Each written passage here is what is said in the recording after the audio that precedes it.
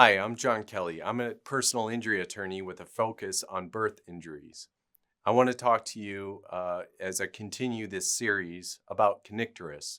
So this is part 3 of a multi-series videos that I'm doing on birth injuries. Most newborns develop some jaundice, a yellowing of the skin and eyes, in their first days of life. In the vast majority of cases, it's mild and resolves with simple treatment. However, when a newborn jaundice becomes extremely high and is not treated in time, it can lead to a devastating brain injury called kernicterus. I now would like to go over the treatment and management. If kernicterus has occurred, the acute phase of treating high Billy Rubin is usually over. By the time the diagnosis is evident, the focus shifts from managing the resulting conditions. There is sadly no way to reverse brain damage from kernicterus once it's established, so treatment is essentially the same as caring for a child with cerebral palsy and hearing loss, the two primary outcomes. This means assembling a multidisciplinary care team for your child that may include a pediatric neurologist, a pediatric rehabilitation specialist, an audiologist, a hearing specialist, and various therapies such as physical, occupational, and speech therapies. Early intervention services should be involved as soon as possible to start the therapies, even in infancy. Physical therapy will work on muscle tone, range of motion, and preventing contractures. Occupational therapy will help with fine motor skills and eventually with adaptive techniques for daily living, like specialized utensils for eating. Speech therapy might actually focus first on feeding and swallowing if the muscles are affected. Many Kernicterus babies have trouble coordinating suck, swallow, and later speech. As the child grows, speech therapy also helps with communication.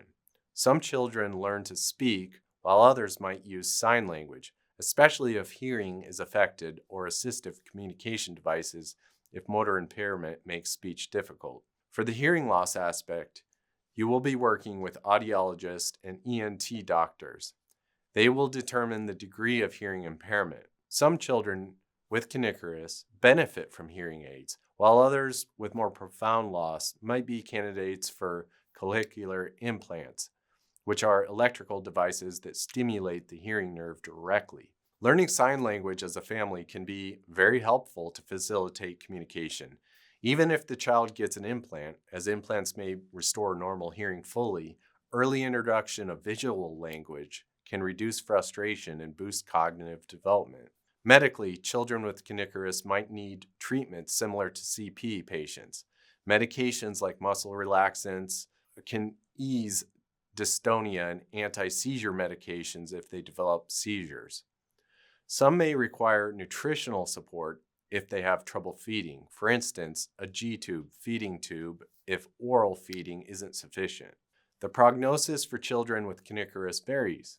Many will have significant physical disabilities, but can also live into adulthood with proper care. Some may be able to attend school with accommodations and even go to have jobs, especially if the intellect is intact, whereas others will need full-time care. A lot depends on the extent of damage and the interventions provided.